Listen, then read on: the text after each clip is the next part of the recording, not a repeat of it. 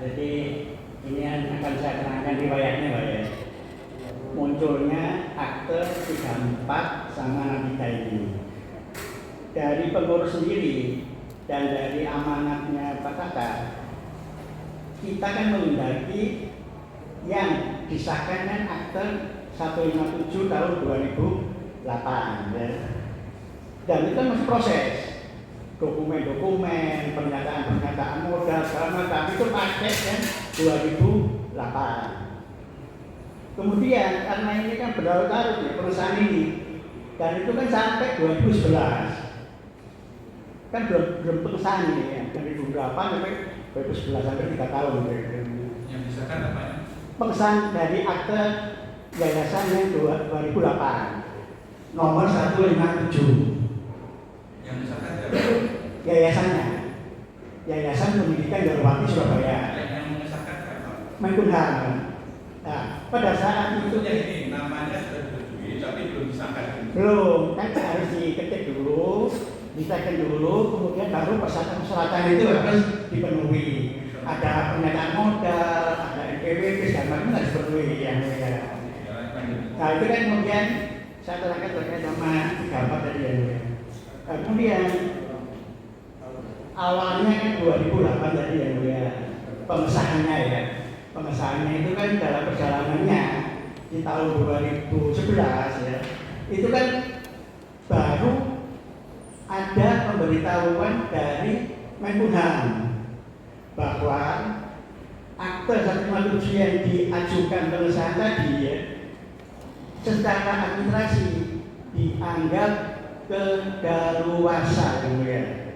Sehingga Menkumham minta ada perubahan tanggal dan nomor akte yang mulia. Dari situlah munculnya. Jadi dari pengurus dan dari notaris sendiri itu tidak ada niatan terbesit pun untuk membuat akte nomor 3463. Dan itu pun kita sampaikan kepada pengurus bahwa dari Menkumham seperti ini, minta perubahan dari karena dianggap satu administrasi, dianggap kedaluarsa. Tak sampaikan ke pengurus sepakat dalam pengertian apa? Karena yang diajukan dulunya itu akte 157 2008 ya, dan itu coba-coba itu pakai itu, dan itu juga sesuai dengan amanatnya yayasan. Kemudian pengurus minta kepada saya, Pak Dadan, sudah diperkan di kopas saja dari yang 2008, tinggal dirubah tanggal dan nomor aktenya untuk diajukan ke Menkumham. Dengan tujuan apa? Untuk mempermudah pengesahan dan mempercepat turunnya SK pengesahan tadi. Dan itu pun saya memberi syarat kepada para pengurus, apabila SK Menkumham itu turun, segera bikinkan berita acara rapat perubahan anggaran dasar di mana ada organ yayasan yang sudah meninggal dunia. Kemudian dari pengurus sepakat untuk memberikan itu. Pada saat bulan November 2011 turunlah SK pengesahan tadi. Setelah SK turun di tanggal 15 Januari 2012 dibikinlah berita acara rapat perubahan anggaran dasar, yang mana dari keluarga besarnya yayasan juga ikut menandatangani akte tersebut, dan selaku pengurus juga, salah satunya Rasidur Adrian selaku sekretaris. Dengan dibikinnya berita acara rapat tersebut, terbitlah akte nomor 63 2012 yang mana yayasan dan Rawake diganti di situ, tidak dimasukkan lagi jadi dengan akte yang 63 2012. Jadi riwayatnya 34 63 ini sebenarnya ya gara-gara munculnya dari perubahan Menkumham tadi ya, yang mulia. Jadi boleh saya baca lagi? Nanti dulu ini mau nanya, masih mau didengarkan atau mau nanya? Ya. Jadi intinya dari pengurus, dari notaris pun itu tidak terbesit sama sekali, tidak ada pikiran untuk membuat akte 3463 ini Itu kan muncul setelah dari Menkumham minta ada perubahan nomor dan tanggal akte. Enggak, tadi saudara menerangkan karena gelap. Ya, menurut pasti pengesahan ya, pengesahan 157 2008 ya. Setelah berlarut Karena ini coba dijelaskan. Setuju nama itu belum pengesahan. Loh, Anda setuju nama bisa dilanjut ke pengesahan. Bikin akan tarik Jadi awal itu pesan nama, diurut, jadi kan pesan nama dulu. Setelah pesan nama selesai, dibikin akte, Pak. bikin akte, lalu diproses pengesahannya gitu. Nah, ya, lalu itu pun harus ada kelengkapan. Nah iya, prosesnya kan perlu syarat-syaratnya. Ya, masalahnya yang mulia. Lanjut. Baik. Dari sahabat dan Iya, pada saat Pak Pengurus itu sudah berbentuk yayasan bikin daun Surabaya. Soalnya sebelum akte dibikin, ya, itu harus pesan nama dulu. Pesan nama disetujui. Berarti akte 157 ini sudah ada ketikan ini di sebelah kiri ini Pak ya. Ini sudah ada ini. Ketikan awalnya itu, Pak. Itu kan nggak ada itu. Ya, awalnya kayak ini. Ya, namanya faktor manusia. Ngetik itu kan bisa kurang atau ketikannya ada yang salah. Ya. Dan itu pun esensi dari akte ini sendiri. Itu sebenarnya yayasan mendirikan daun Surabaya. Karena apa? Karena munculnya akte ini setelah dari Menkumham di ACC. Kalau dari ACC Menkumham nggak akan akte ini dibikin. Paham ya? Berarti pesan nama ini itu wajib diajukan dulu. Terus kemudian pengetikan ini kapan ya? Pengetikan keterangan yang di sebelah kiri ini kapan? Jadi pada saat kita tulisnya ini ya, Iya. tulisnya pakai biasanya kalau kamu di rumahnya ya Iya, apa iya, itu iya. Ini Pak. dia saka. Jadi Pak, mic-nya ke sini biar Bapak nggak terlalu berat. Nah, jadi di nggak langsung diketik karena apa? Karena itu di rumah nggak mungkin Iya, diketik iya. ditulis sana, Iya. tapi ke sini kemudian diparah. Sarah. Iya. Ada Kan ada ketikan-ketikannya. Jadi pada saat itu ditulis tangan dulu, kemudian dipanas. Iya. Ada itu dokumennya. Loh begitu, karena ditindas itu, Nah, ini masa ketikan tangan ini Pak. ditindas langsung diketik itu nanti. Oke. Soalnya kan nggak di kantor saya, jadi kan untuk ngetikan itu kan nggak ada, cuma ditulis tangan dulu, kemudian diparah di bawahnya. berarti ya setelah ini. Setelah ditindas ya hapus lah, sesuai dengan parahnya dulu orang itu ya. Kemudian setelah itu ya dilakukan penandatanganan. Ya, setelah semua selesai, dipakai semua sampai akhir ya, Dibaca atau Bapak bacakan? dibacakan. Dibacakan. Terus Juga setelah setiap halaman itu masuk ke semua, di akhir akte baru ditangani.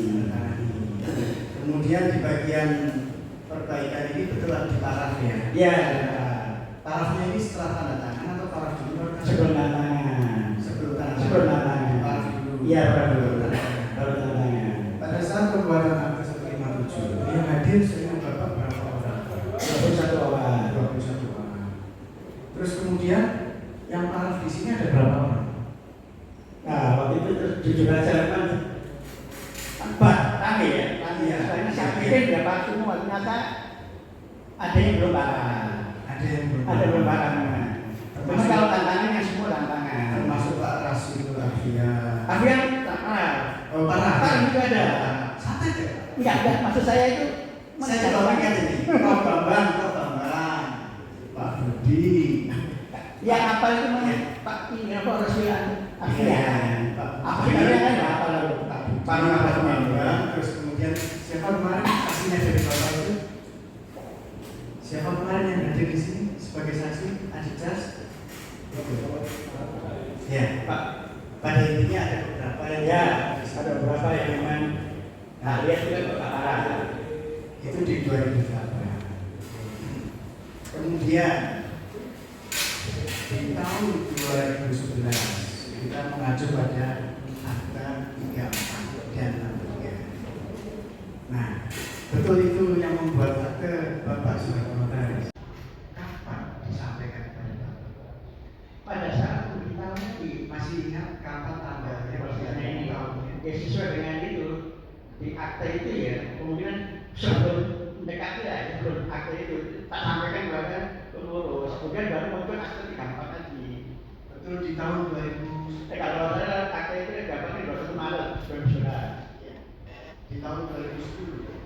ada semacam tabel tanda tangan beberapa orang jemaah.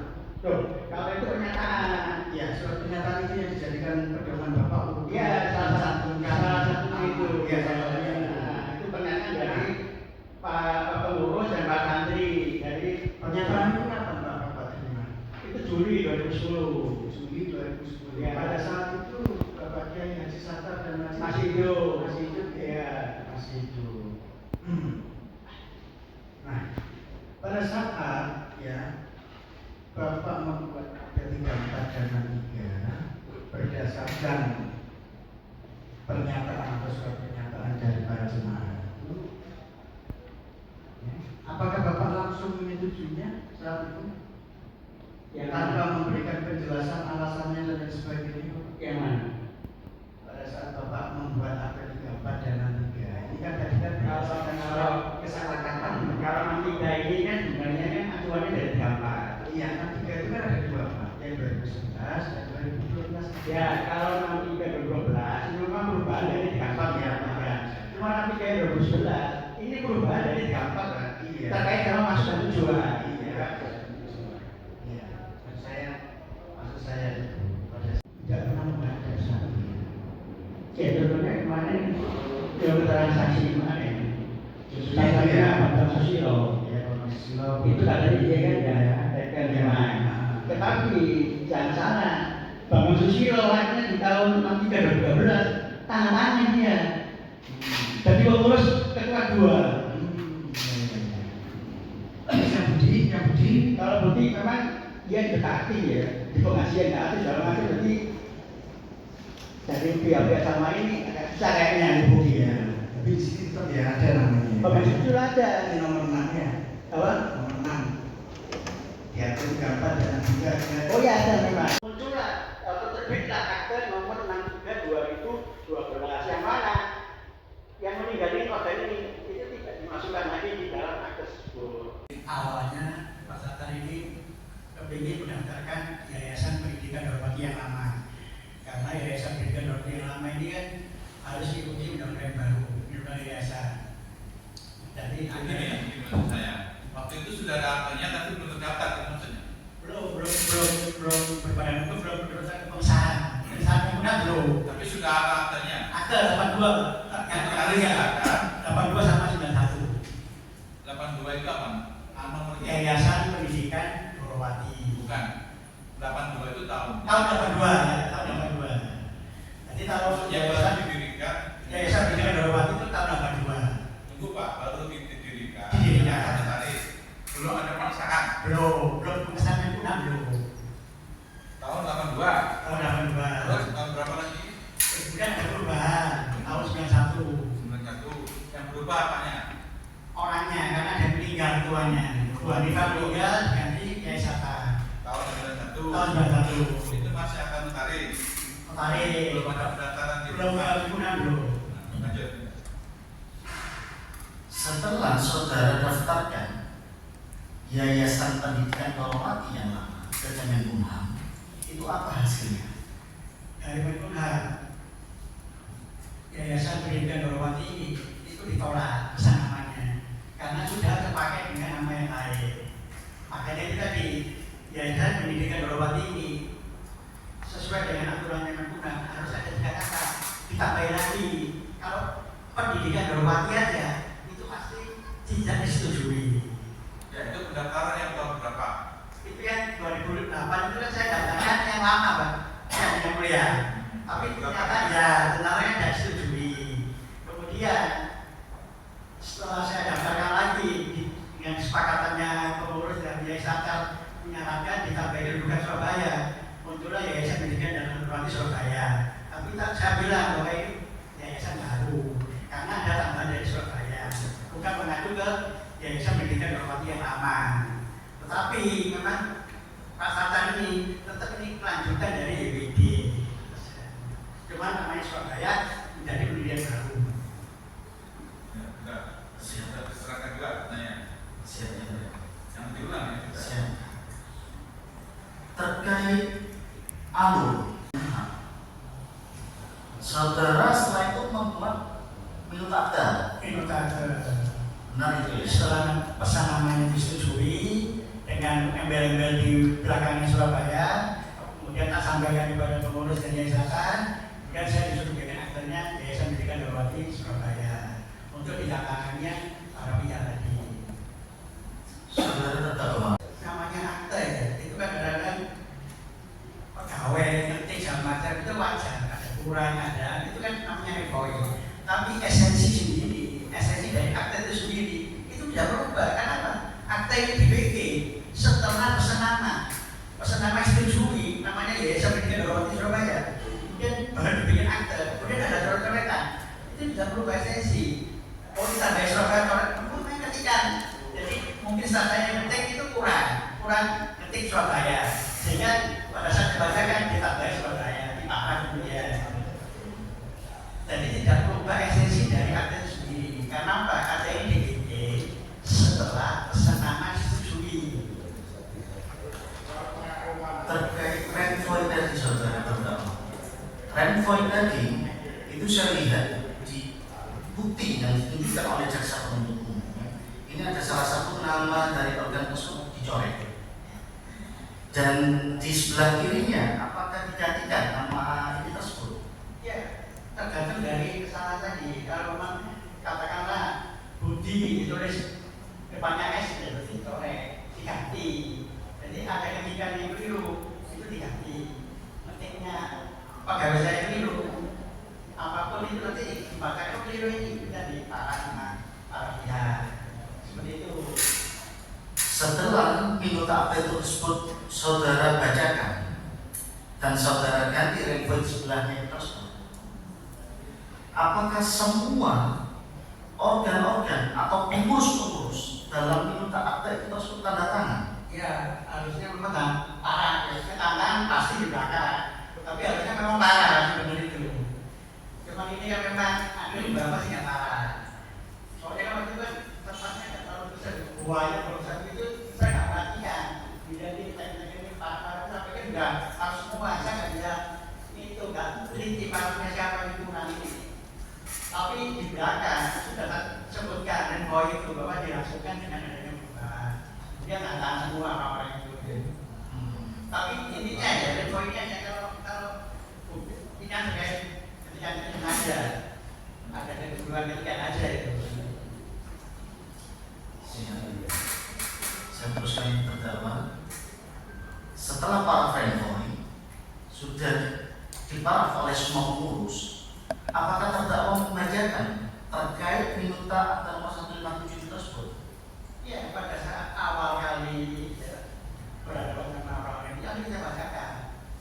Dari situ ada nanti, oh ada aturan ini, ketika itu baru kita baca, ada keliru, kita ngomong.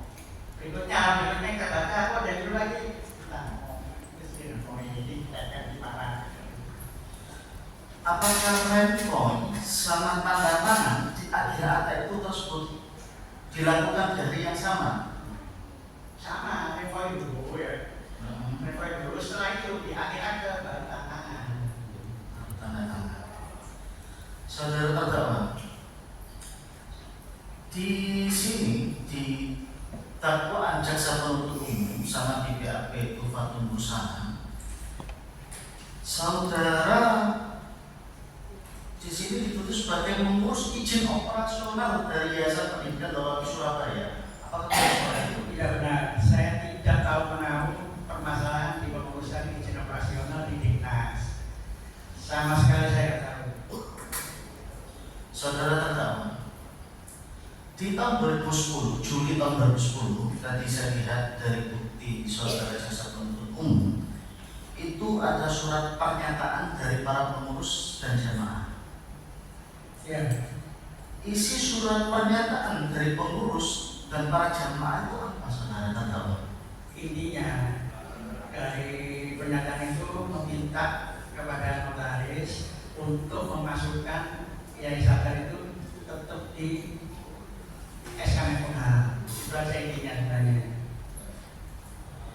Saudara terdakwa, apakah saudara ingat kapan Kemenkumham memberitahu saudara bahwa nomor akte 157 dan tahunnya tersebut itu harus dirubah?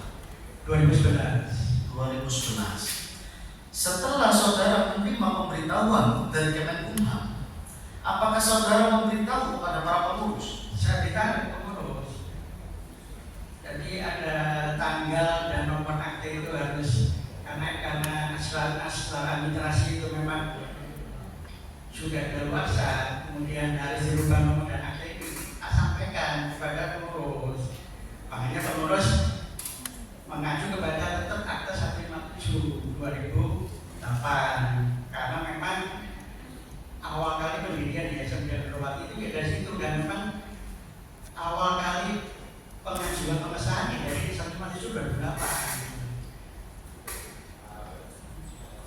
Apakah saudara dapat persetujuan dari pengurus terkait isi dari akta 157 itu sama persis dengan akta nomor 34? Iya, justru itu yang pihak pengurus ini yang menyampaikan ke saya. Sudah bahkan pakai akta aja yang 157 2008, istilahnya pas tadi. Supaya apa? Tujuannya untuk mempermudah dan mempercepat pengesahan. Cuma tetap tadi tak bilangin setelah SK itu wajib gitu dibikinkan akte perubahan atau berita acara apa karena ada organ yayasan yang meninggal dunia tadi, makanya kan muncul akte 63 2012. Saudara tahu? Apa saudara tahu kenapa alasannya para pengurus ini gagal memasukkan dua almarhum itu tadi, tidak melakukan perubahan dengan akta pendirian yang baru? Ya karena dia menghormati jasa-jasanya Pak Sadar selaku pendiri yayasan, selaku pembina, selaku guru, selaku panutan. Jadi itu semua yang tujuannya ke sana. Penghormatan terakhir terhadap yayasan yang memang mendirikan yayasan